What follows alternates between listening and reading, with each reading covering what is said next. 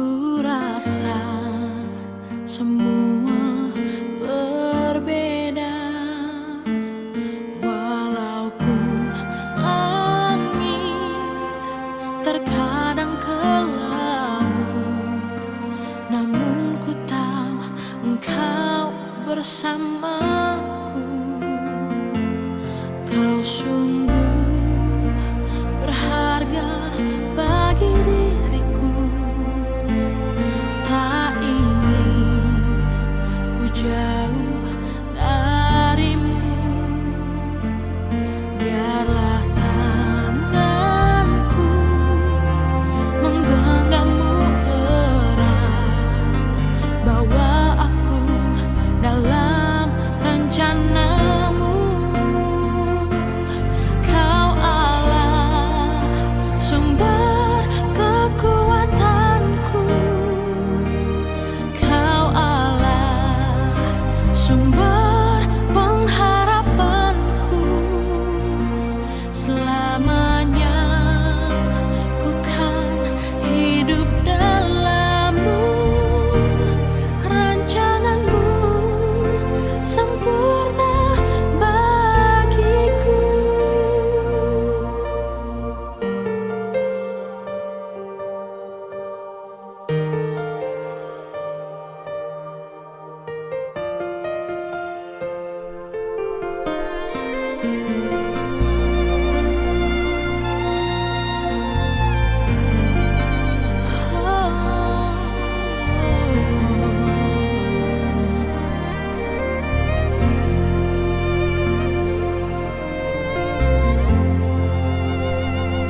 Sejak Kau hadir dalam hidupku, ku rasa semua berbeda. Walaupun langit terkadang kelabu, namun ku tahu Engkau bersamaku. Kau sungguh berharga bagi diriku. Tak ingin ku jauh darimu. Biarlah tanganku menggenggammu erat, bawa aku dalam rencanamu. Kau Allah, sumber kekuatanku. Kau Allah, sumber pengharapanku. Selamanya ku kan hidup dalam-Mu. Rancangan-Mu sempurna bagiku.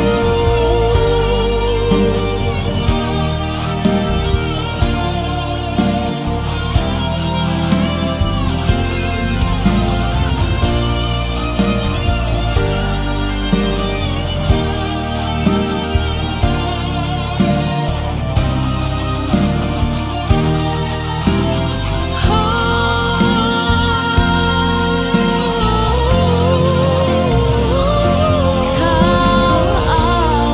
Allah, sumber kekuatanku. Kau Allah, sumber pengharapanku. Selamanya ku kan hidup dalam-Mu. Rancangan-Mu sempurna bagiku. Selamanya ku kan hidup dalam-Mu. Rancangan-Mu. Selamat pagi Bapak Ibu Saudara yang dikasihi Tuhan, jemaat sekalian. Kita bersyukur kepada Tuhan, kita boleh bertemu pagi hari ini untuk kembali beribadah bersama-sama. Tuhan kiranya akan memberkati dan menyertai kita dalam ibadah kita sehingga berkenan kepadanya. Sebelum beribadah, pertama-tama saya ingin menyampaikan terima kasih untuk Bapak Pendeta William Lim, Ketua Sinode GKA Indonesia, atas firman Tuhan yang akan disampaikan pada hari ini. Terima kasih juga untuk saudara-saudara yang hari ini melayani sebagai liturgos, sebagai singer, pemain musik, penata audio dan juga video. Tuhan kiranya akan berkati pelayanan saudara-saudara sekalian. Kita akan memperhatikan lebih dahulu beberapa warta berikut ini. Ibadah anak online GKA Immanuel Malang akan diadakan jam 8.30 pagi ini melalui YouTube GKA Immanuel Malang. Komunitas tunas remaja, komunitas bagi mereka yang duduk di kelas 7, 8, dan 9 akan diadakan jam 4 sore melalui Zoom meeting gereja. Persekutuan doa pagi akan diadakan setiap hari Senin sampai Sabtu jam 5 pagi dengan menggunakan Zoom meeting gereja. Jemaat diundang untuk mengikutinya. Pemahaman Alkitab akan diadakan hari Selasa jam 6 sore dan dilanjutkan persekutuan doa jam 7 malam melalui Zoom meeting gereja.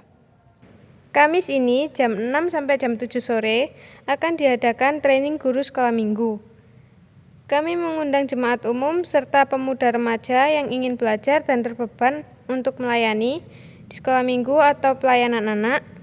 Acara ini diadakan melalui Zoom GKA Immanuel dan dilanjutkan dengan pembinaan nonton bareng tumbuh atau nobat jam 7 lebih 10 menit sampai setengah 9 malam. Acara ini diadakan melalui Zoom GKA Immanuel. Persekutuan Komisi Wanita diadakan hari Jumat jam 6 sore dituntun melalui YouTube GKA Immanuel Malang. Ibadah doa pagi akan diadakan hari Sabtu jam 7 pagi.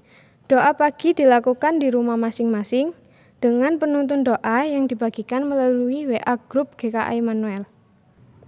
Komunitas pemuda remaja diadakan hari Sabtu jam 5 sore dan bagi yang tidak sempat mengikuti bisa mengikutinya pada hari Minggu jam 5 sore melalui Zoom meeting gereja.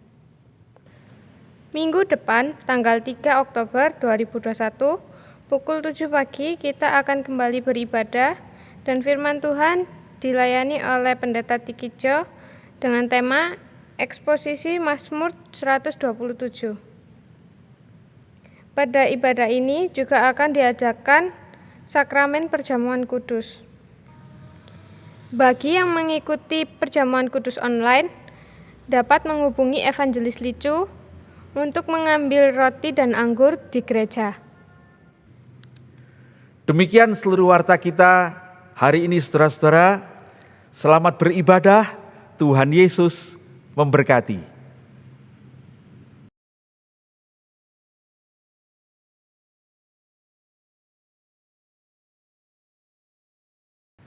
Selamat pagi jemaat yang dikasihi Tuhan, bersyukur untuk kesempatan sekali lagi pada pagi hari ini kita akan bersama-sama beribadah. Untuk itu kita akan bersama-sama mengambil waktu teduh di hadapan Tuhan.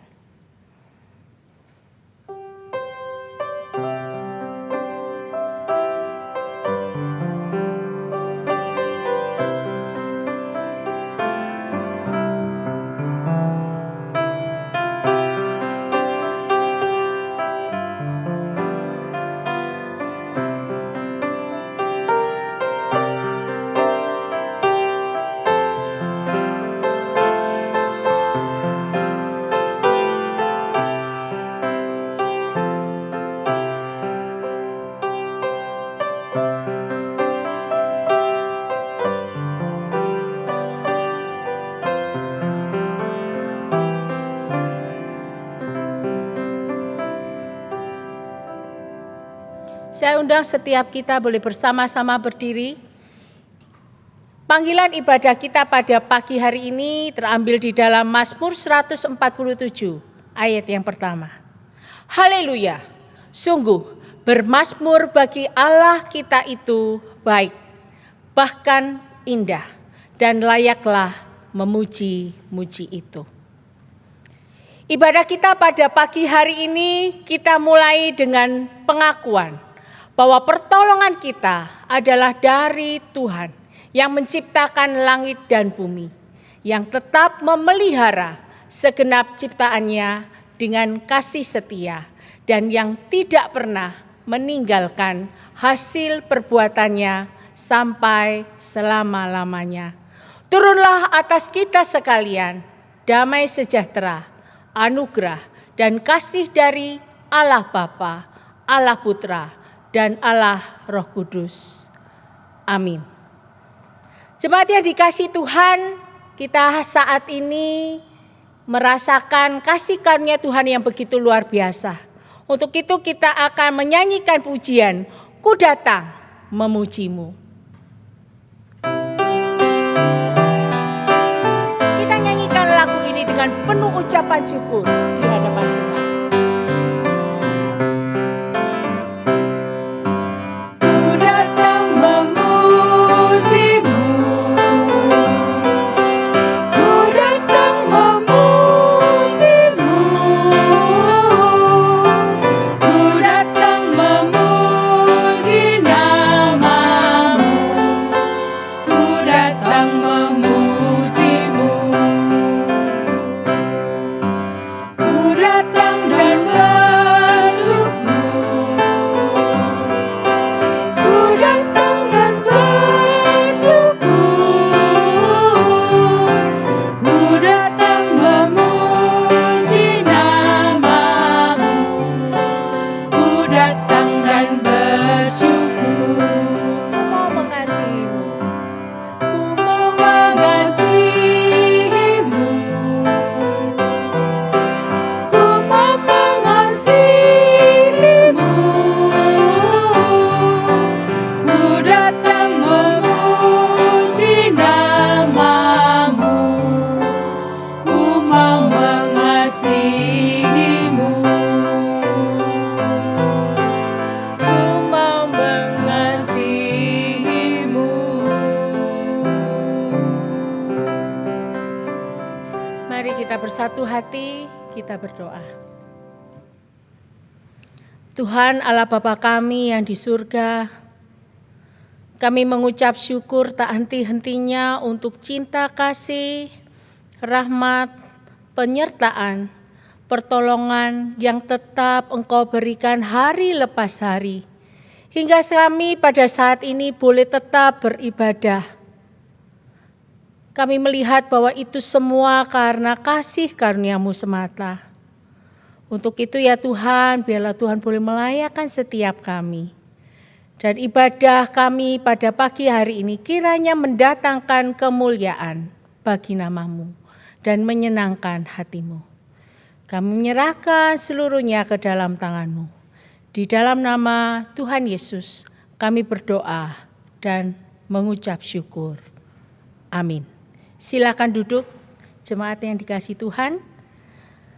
Mari kita akan bersama-sama menyanyikan pujian. Yesus Tuhan, aku datang. Kita nyanyikan dengan penuh kesungguhan hati sebelum kita bersama-sama berdoa mengakui dosa-dosa kita di hadapan Tuhan.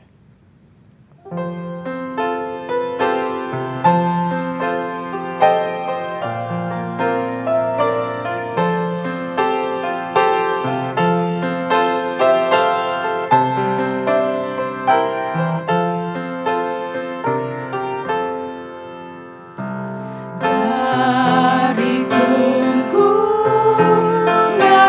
malam kelam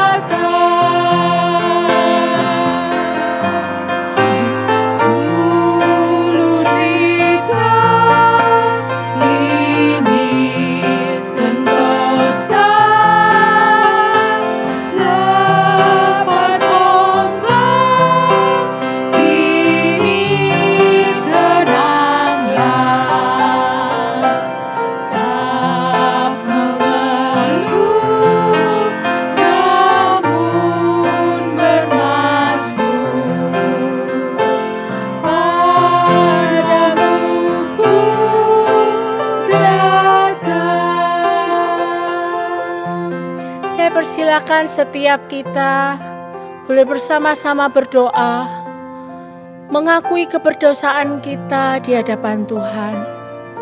Banyak hal yang mendukakan hati Tuhan, tapi saat ini biarlah dengan kerendahan hati kita boleh datang menghampiri Tuhan.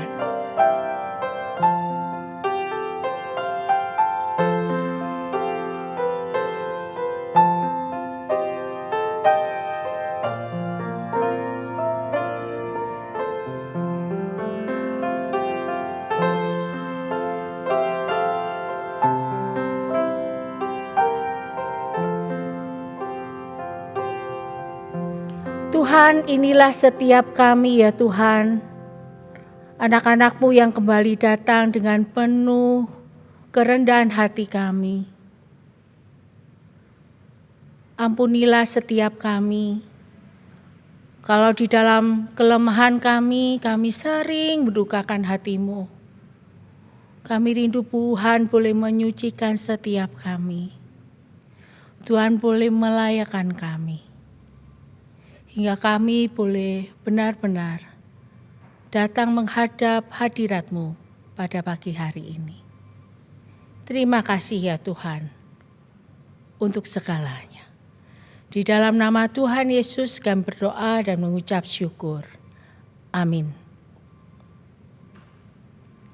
Berita anugerah kita pada pagi hari ini terambil di dalam Roma 6 ayat 23. Sebab upah dosa ialah maut, tetapi karunia Allah ialah hidup yang kekal dalam Kristus Yesus, Tuhan kita. Dan petunjuk hidup baru diambil dari Roma 12 ayat yang ke-11. Janganlah hendaknya kerajinanmu kendor, biarlah rohmu menyala-nyala dan layanilah Tuhan. Jemaat yang dikasihi Tuhan, mari saya undang setiap kita boleh bersama-sama berdiri bersama dengan gereja di seluruh tempat dan di segala abad. Mari kita bersama-sama mengakui pengakuan kita, pengakuan iman rasuli. Aku percaya kepada Allah, Bapa yang Maha Kuasa, Khalik langit dan bumi, dan kepada Yesus Kristus, anaknya yang tunggal Tuhan kita, yang dikandung dari Roh Kudus, lahir dari anak darah Maria, yang menderita sengsara di bawah pemerintahan Pontius Pilatus, disalibkan, mati dan dikuburkan, turun ke dalam kerajaan maut. Pada hari yang ketiga, bangkit pula dari antara orang mati, naik ke surga, duduk di sebelah kanan Allah, Bapa yang Maha Kuasa. Dan dari sana ia akan datang untuk menghakimi orang yang hidup dan yang mati. Aku percaya kepada Roh Kudus, gereja yang kudus dan am, persekutuan orang kudus, pengampunan dosa, kebangkitan tubuh, dan hidup yang kekal. Amin. Silakan duduk. Kita akan bersama-sama mendengarkan kebenaran firman Tuhan yang pada pagi hari ini akan disampaikan oleh Pendeta William Lim, Ketua Sinode GKA. Nah, sebelumnya kita akan bersama-sama mempersiapkan hati kita untuk mendengar kebenaran firman Tuhan tersebut. Mari kita pujikan lagu, Ku Mau Jadi Murid Yesus.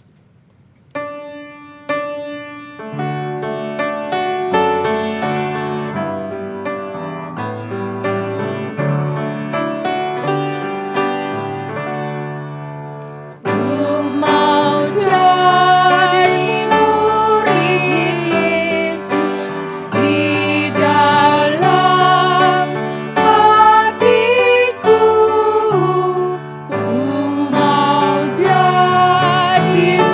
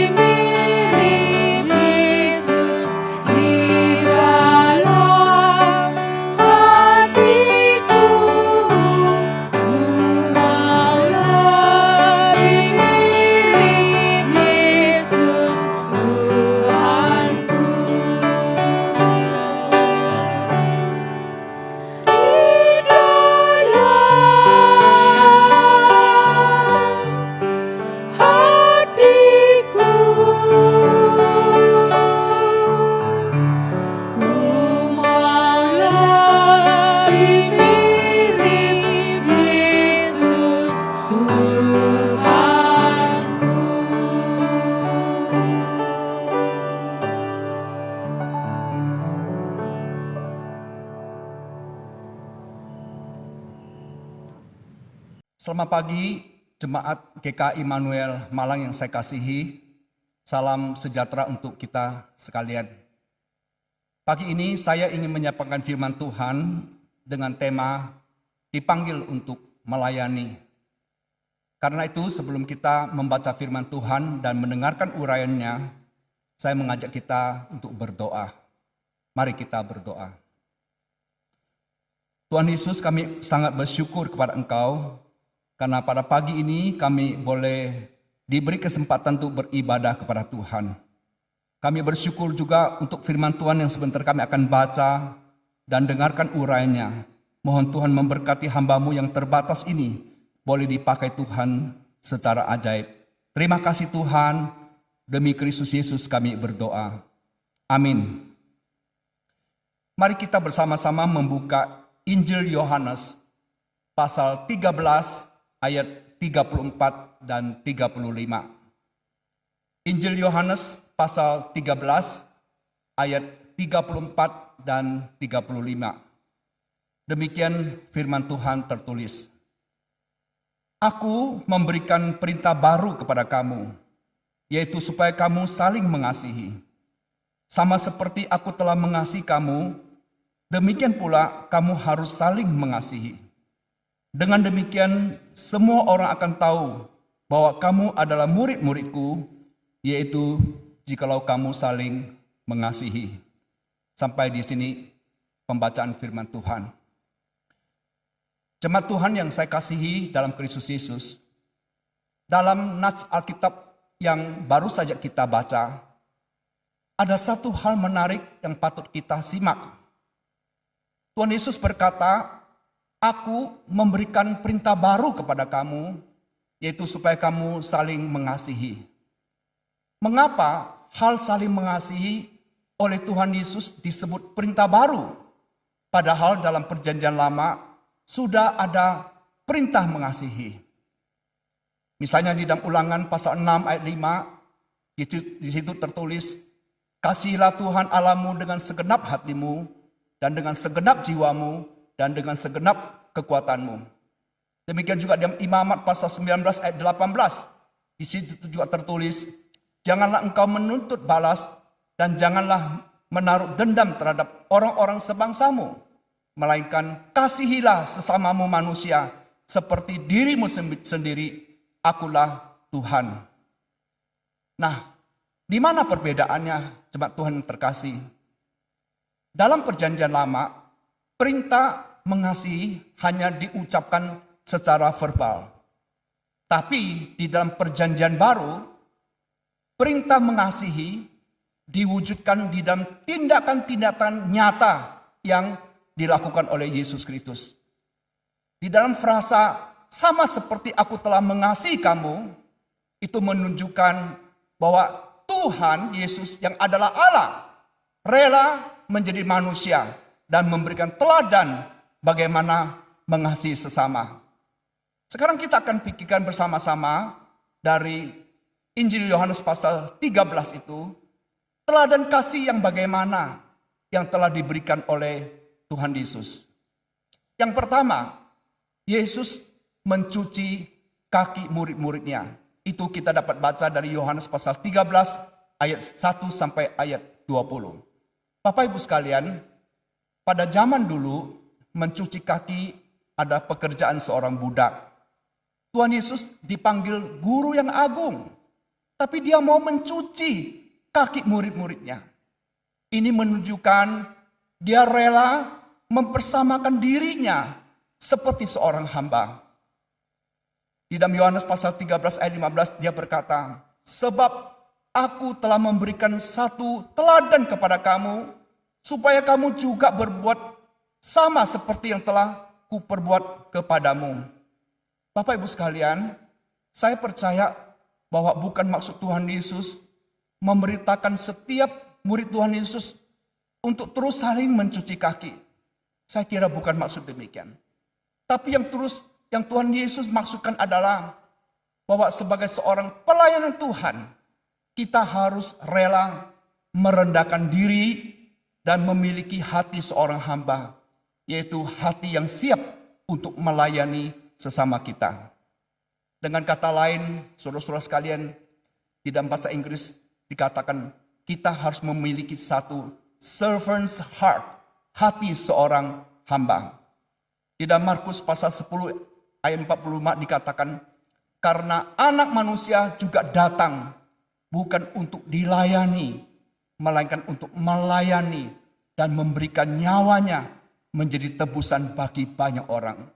Demikian juga di dalam Matius pasal 20 ayat 26-27 dikatakan, barang siapa ingin menjadi besar di antara kamu, hendaklah ia menjadi pelayanmu. Dan barang siapa ingin menjadi yang terkemuka di antara kamu, hendaklah ia menjadi hamba untuk semuanya. Bapak Ibu sekalian, ada satu tulisan atau satu artikel yang ditulis oleh Saudara Senjaya yang menurut saya indah sekali. Dia menulis demikian, memimpin adalah melayani. Namun melayani belum tentu memimpin. Yang tidak mau melayani tidak boleh dan tidak berhak untuk memimpin. Pemimpin adalah pelayan. Namun pelayan belum tentu pemimpin. Yang tidak rela menjadi pelayan tidak layak menjadi pemimpin. Bapak Ibu sekalian, pada awal abad 20 ada seorang pemuda bernama Samuel Logan Branger. Pemuda ini adalah seorang yang sangat brilian dan berbakat. Ia lulus dari Universitas DePaul dan juga Seminari Teologi Boston. Setelah lulus, dia masuk di dalam Salvation Army, satu organisasi rohani yang terkenal pada waktu itu. Nah, pada waktu dia masuk ke organisasi ini, dia berharap dia bisa dikasih satu jabatan yang tinggi, satu posisi yang terhormat, dan tugas-tugas yang baik. Tapi ternyata ketika dia masuk, dia disuruh oleh pimpinannya untuk mencuci 18 pasang sepatu bot kotor dan yang berbau. Saudara Samuel Logan ini sangat bergumul sekali. Dia merasa tidak nyaman sekali. Akhirnya satu hari dia datang menjumpai pimpinan yang tertinggi, yaitu pendeta William Bord selaku pendiri Salvation Army. Lalu Samuel kemudian bertanya kepada pendeta William itu. Dia bilang, Tuan, mengapa engkau memberikan aku pelayanan mencuci sepatu yang bau? Kenapa kamu tidak memberikan saya tugas untuk khotbah, untuk memimpin ini dan itu sesuai dengan latar belakang studi saya? Lalu pendeta William Bord dengan tersenyum menjawab, Nak, sekarang kamu sedang dalam sekolah membangun watak bagaimana menjadi seorang pelayan Tuhan yang berhati hamba. Dan betul, Samuel Logan kemudian dengan setia melakukan tugas yang dia berikan. Dan sejarah mencatat, anak muda ini kemudian hari menjadi seorang pelayan Tuhan yang luar biasa dipakai Tuhan. Dan pada masa tuanya, dia memperoleh penghargaan dan jabatan yang tinggi sekali. Nah, ini yang pertama, saudara-saudara sekalian ya. Lalu kedua, teladan kasih yang bagaimana yang telah dilakukan oleh Tuhan Yesus. Yang kedua adalah Yesus berulang kali memperingatkan pengkhianatan Yudas Iskariot atas dirinya. Di dalam Yohanes pasal 13, di dalam perjamuan yang terakhir, 2 kali Yesus memperingatkan Yudas bahwa dia akan mengkhianati dia. Peringatan yang pertama tercatat dalam Yohanes pasal 13 ayat 21. Aku berkata kepadamu, sesungguhnya seorang di antara kamu akan menyerahkan aku. Lalu peringatan yang kedua tercatat di dalam Yohanes pasal 13 ayat 26.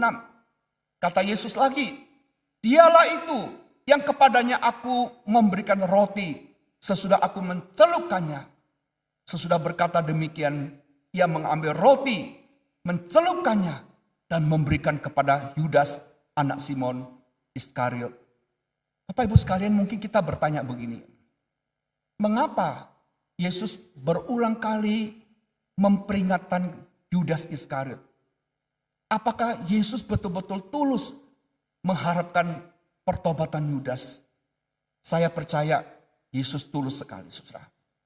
Tapi sayangnya, Yudas Iskariot yang diberi kesempatan berulang kali oleh Tuhan Yesus sudah berada dalam kondisi yang disebut point of no return. Apakah artinya point of no return? Point of no return itu adalah satu titik ketika seseorang harus terus bergerak maju. Karena apa? Karena berhenti atau berbalik arah adalah hal yang tidak mungkin. Bapak Ibu sekalian, kalau kita sudah berada dalam point of no return, kita akan terus untuk berbalik arah sudah tidak mungkin. Nah, pertanyaan kita adalah demikian. Mengapa Yudas Iskariot bisa berada dalam kondisi point of no return? Kita mengetahui ya, Yudas Iskariot adalah salah satu dari 12 murid Tuhan Yesus yang dipercaya mengelola keuangan murid-murid pada waktu itu. Dia adalah bendahara yang dipercaya. Nah, karena posisinya sebagai bendahara, ia sering mengambil uang yang disimpan dalam kas yang dipegangnya. Itu tercatat dalam Yohanes pasal 12 ayat 6. Rupanya kebiasaan mencuri uang pada awalnya dilakukan dengan takut-takut. Lama-kelamaan tambah berani. Lalu sering dilakukan. Dan akhirnya menjadi satu kebiasaan. Ada seorang yang berkata demikian. Ketika kita menabur pikiran, kita akan menuai tindakan. Ketika kita menabur tindakan, kita akan menuai kebiasaan. Ketika kita menabur kebiasaan, kita akan menuai karakter. Dan ketika kita menabur karakter, kita akan menuai takdir. Akhirnya kita bisa membaca Alkitab. Yudas yang sudah berada dalam kondisi sangat membutuhkan uang itu. Dia menjual gurunya 30 keping perak dengan sebuah tanda, yaitu mencium Tuhan Yesus Kristus. Tapi setelah melihat gurunya diperlakukan dengan kejam dan gurunya tidak membalas sama sekali, Yudas sangat menyesal. Maka ia pun melemparkan uang perak itu ke dalam bait suci, lalu pergi menggantung dirinya. Imam-imam kepala mengambil uang perak itu dan berkata, tidak diperbolehkan memasukkan uang ini ke dalam peti persembahan, sebab ini uang darah. Di dalam Matius pasal 27 ayat 5 sampai 8, di situ dicatat mereka mengambil uang itu lalu dibelilah sebidang tanah disebut tanah tukang periuk untuk dijadikan tempat perkuburan orang asing. Itulah sebabnya tanah itu sampai hari ini disebut tanah darah. Saya teringat sebuah cerita yang terjadi pada abad 14. Ketika negara Belgia diperintah oleh seorang adipati bernama Reinhard III. Reinhard III ini juga disebut Croesus atau si gemuk. Nah, satu hari adiknya yang bernama Edward berhasil menggulingkan Reinhard III ini dari taktanya. Dan dia mengurung kakaknya, si gemuk ini, di sebuah tahanan selama 10 tahun. Rumah ini punya jendela, punya pintu ukuran normal. Tapi Reinhard III tidak bisa keluar dari rumah itu karena badannya itu tambah hari tambah gemuk. Nah, rupanya Edward ini mengetahui akan kesukaan kakaknya yang doyan makan makanan yang enak-enak. Maka setiap hari dia mengirim makanan yang enak-enak kepada kakaknya. Dan kakaknya terus makan sehingga badannya terus tambah gemuk dan tambah gemuk. Maka rumah tahanan itu di dalam bahasa Inggris disebut prisoner of his appetite. Artinya apa? Penjara karena hawa nafsu makan. Bapak Ibu sekalian, kalau di dalam layar saudara bisa melihat betapa gemuknya Reinhard III ini. Tapi sejarah menceritakan setelah 10 tahun Edward akhirnya bisa dijatuhkan dari taktanya dan ia terbunuh. Nah, kemudian Reinhard III ini dikeluarkan dari rumah tahanan itu, tapi tidak bisa lewat. Akhirnya apa? Akhirnya pengawal itu harus menjebol pintu depan itu, meruntuhkan temboknya, sehingga Reinhard III ini baru bisa keluar. Sebagai sesama pekerja Tuhan di gereja, jika kita melihat sesama rekan kita terpenjara oleh hal-hal duniawi, kita perlu mengingatkan mereka dengan kasih. Ada satu istilah yang terdiri dari 4 huruf, tapi istilah ini melambangkan 4 hal yang selalu diinginkan dan dikejar oleh manusia, sehingga membelenggu manusia. Istilah itu disebut dengan push. Push itu terdiri dari kata demikian. Yang pertama adalah pangkat. Kedua, uang. Dan yang ketiga, seks. Dan yang keempat adalah harga diri. Pangkat, uang, seks, harga diri. Itu seringkali membelenggu manusia. Maka sebagai pekerja Tuhan kita harus berhati-hati. Pada akhirnya kita akan memikirkan teladan kasih yang bagaimana yang telah dilakukan oleh Tuhan Yesus. Yang ketiga adalah Yesus rela mengorbankan nyawanya demi menembus manusia yang berdosa. Di dalam Markus pasal 10 ayat 45 dikatakan, karena anak manusia juga datang bukan untuk dilayani, melainkan untuk melayani dan memberikan nyawanya menjadi tebusan bagi banyak orang. Kata tebusan atau bahasa Yunaninya lutron adalah suatu harga yang harus dibayar untuk pembebasan seorang tahanan perang, budak atau orang yang berhutang. Dalam Yohanes 8 ayat 34, Tuhan Yesus berkata, Aku berkata kepadamu, sesungguhnya setiap orang yang berbuat dosa adalah hamba dosa. Kita telah menjadi budak dosa sejak dalam kandungan ibu. Sejalan dengan bertambahnya usia, dorongan berbuat dosa semakin besar. Dan ikatan dosa semakin kuat di dalam diri kita. Sehingga kita menjadi hamba dosa. Dan kalau dibiarkan terus sampai mati, kita akan mati. Kita akan binasa. Kenapa? Karena upah dosa adalah maut. Tapi ada satu berita baik untuk kita, Bapak Ibu sekalian. Di dalam 1 Korintus pasal 15 ayat 57, Paulus menulis demikian. Tetapi syukur kepada Allah yang telah memberikan kepada kita kemenangan oleh Yesus Kristus, Tuhan kita. Saudara-saudara sekalian, sebelum Yesus mencapai kemenangan ini, dia melewati satu penderitaan yang luar biasa. Dan kalau kita ingin mengetahui tentang pengorbanan Tuhan Yesus Kristus, ada seorang tokoh yang bernama Jim Caviezel yang memerankan tokoh Yesus dalam film The Passion of the Christ. Jim Caviezel mengaku ketika memerankan film ini, beberapa kali ia hampir mati. Khususnya pada waktu ia disesah, walau badannya atau punggungnya sudah diberi pelapis yang aman. Tapi ketika sesahan itu jatuh ke punggungnya, dan mengenai bagian yang tidak dilapisi.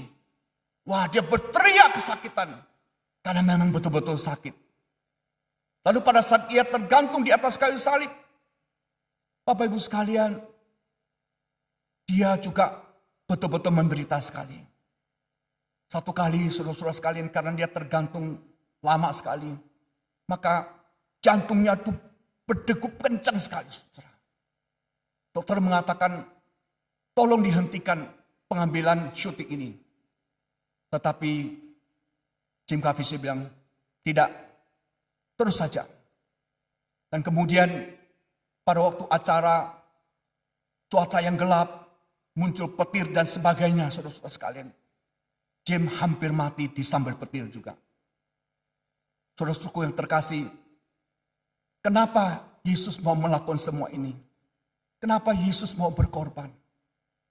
Karena dia ingin menyelamatkan kita. Dia ingin menolong saudara dan menolong saya. Bapak Ibu saudara sekalian, perintah saling mengasihi yang Yesus ajarkan itu dan juga dipelajari oleh Yesus dapat kita lihat di dalam 3 hal. Yang pertama, kalau kita betul-betul mengasihi Tuhan dan mengasihi sesama kita, maka kita akan mempunyai hati seorang hamba yang rela saling melayani. Lalu yang kedua, kalau kita betul-betul mempunyai kasih dalam hati kita, kita akan mengingatkan sesama kita, sesama saudara seiman, kalau mereka dibelenggu oleh dosa atau dibelenggu oleh hal-hal yang tidak baik. Dan yang ketiga, kalau kita betul-betul mempraktekkan kasih, maka dalam hati kita ada satu kerelaan untuk berkorban. Namun pertanyaannya adalah demikian. Untuk apa kita mempraktekkan saling mengasihi? Di dalam Yohanes pasal 13 ayat 5 dikatakan, supaya semua orang akan tahu bahwa kamu adalah murid-muridku. Bapak Ibu sekalian, ini penting sekali. Kenapa kita saling mengasihi? Dikatakan supaya orang tahu bahwa kamu adalah murid-muridku.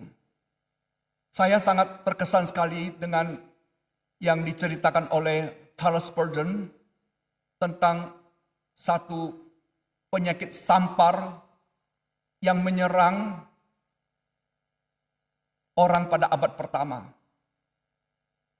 Dikatakan saudara-saudara sekalian, mereka yang terjangkit penyakit sampar ini, penyakit yang menular ini, maka meskipun belum mati, tapi sudah dibuang di luar tembok Alexandria dan dibiarkan mati di situ.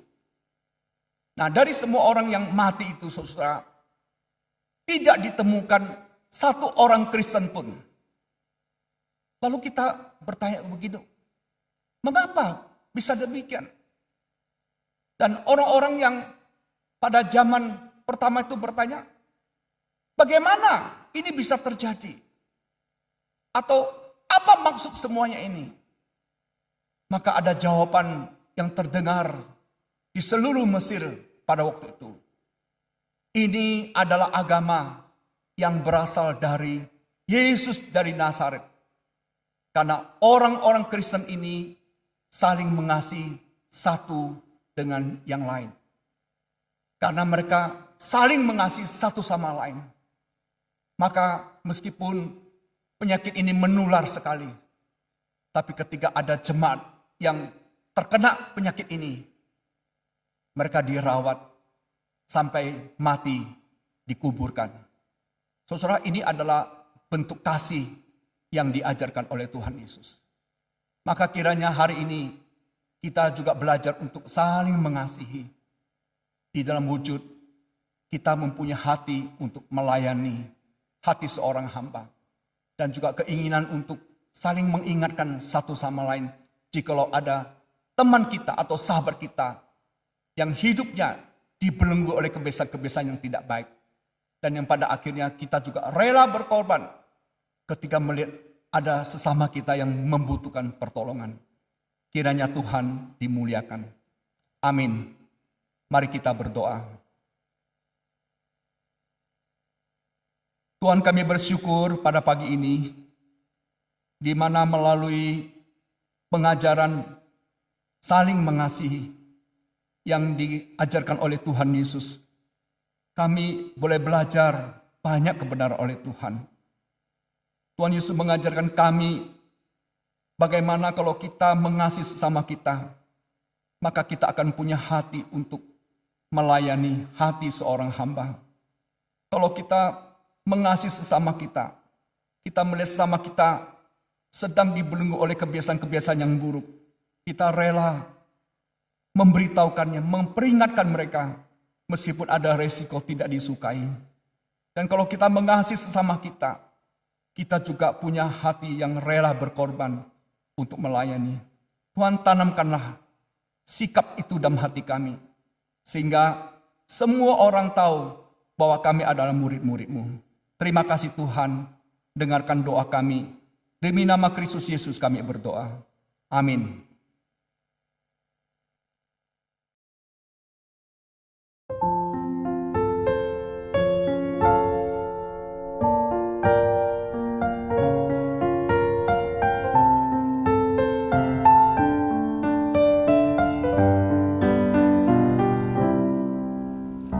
Make me a servant like you, dear Lord. Leave me for others each day.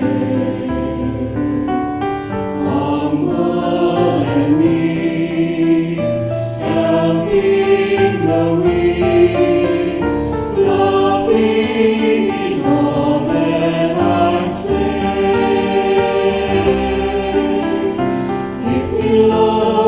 Servant's heart, here's my life, take every part. Give me, Lord, a servant's heart. Help me draw so close to you, let your love come shining through. Give me, Lord, a servant's heart. Give me, Lord, a servant's heart.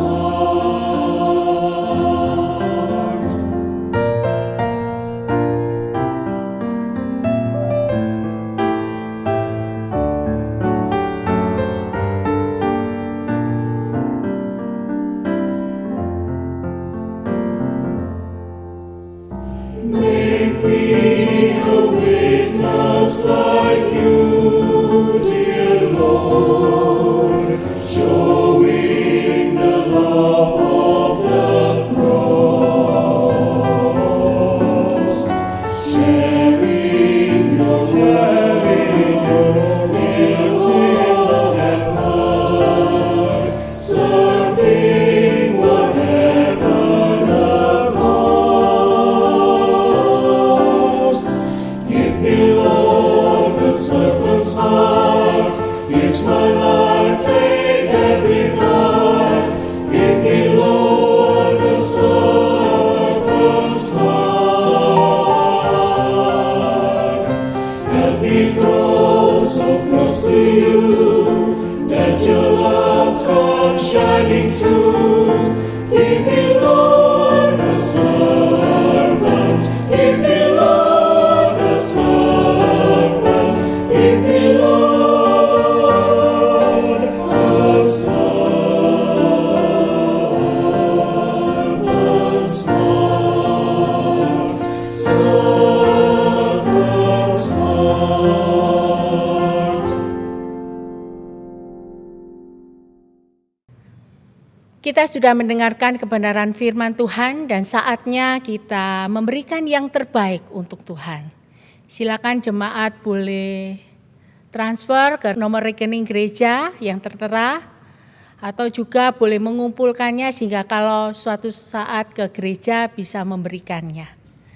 Mari kita akan bersama-sama menyanyikan pujian Ku persembahkan hidupku sambil membawa persembahan kita ke hadapan Tuhan.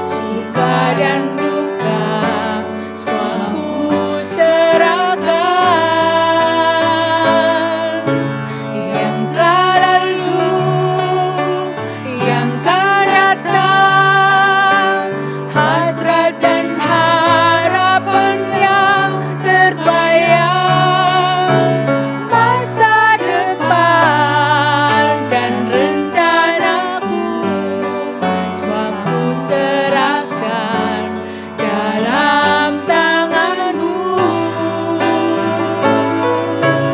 Ku persembahkan hidupku kepadamu Tuhan, untuk kemuliaan-Mu.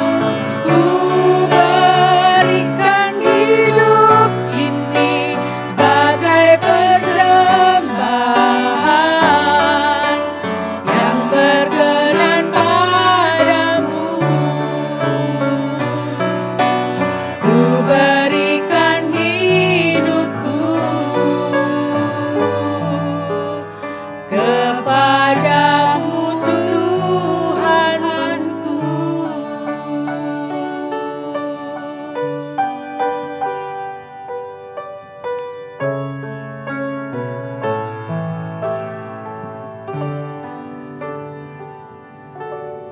Kita akan bersama-sama membawa persembahan kita. Mari kita berdoa. Tuhan, terima kasih kalau Tuhan boleh memimpin ibadah kami ini, hingga kami boleh memberikan persembahan kami ke hadapan-Mu. Kami rindu Tuhan sendiri akan boleh memakai persembahan yang sudah kami kumpulkan ini untuk boleh memperlebar kerajaan-Mu. Berkati setiap orang yang mengelolanya. Dan kami menyerahkan setiap kami ke dalam tangan pimpinan kasih Tuhan. Kiranya Tuhan boleh menyertai setiap kami.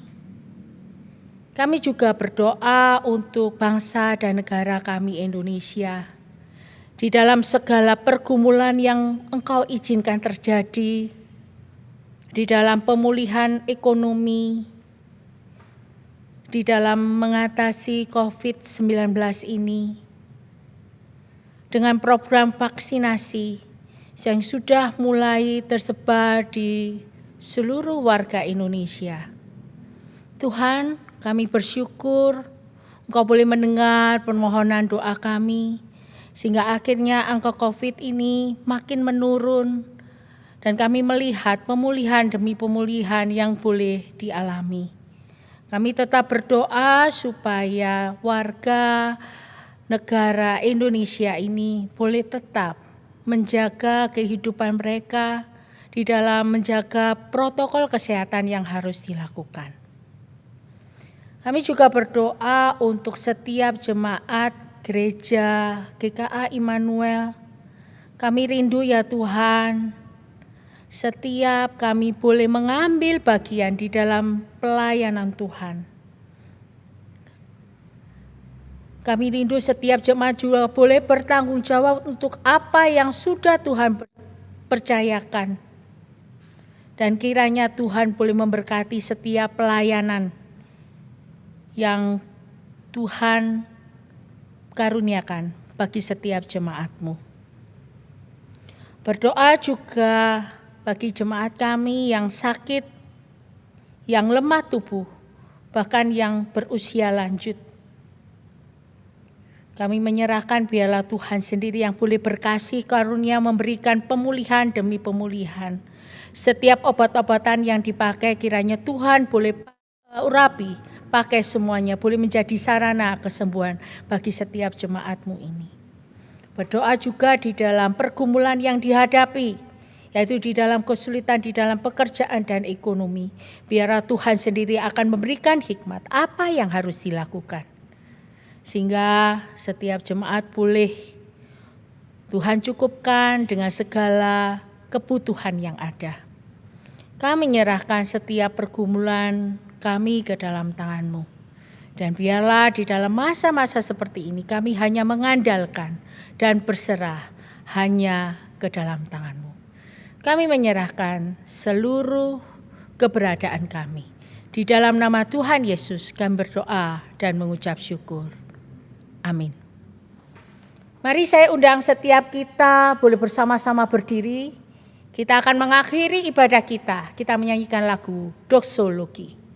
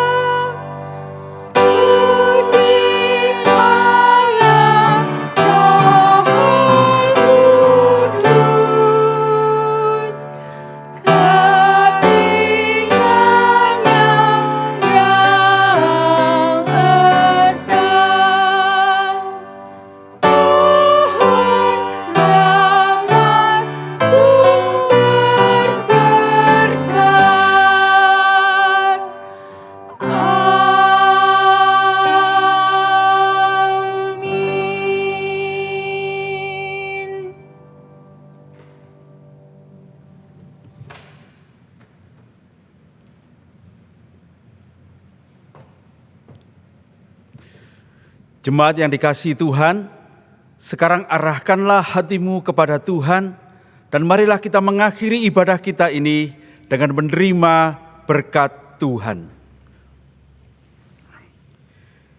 Kiranya kasih karunia, damai sejahtera, pimpinan dan tuntunan dari Allah Bapa, Putra dan Roh Kudus menyertai saudara-saudara sekalian, supaya engkau hidup memuliakan Tuhan, engkau hidup menjadi berkat bagi sesamamu, engkau hidup menemukan sukacitamu di dalam mengikut Dia dari sekarang ini sampai selama-lamanya. Amin. Amin.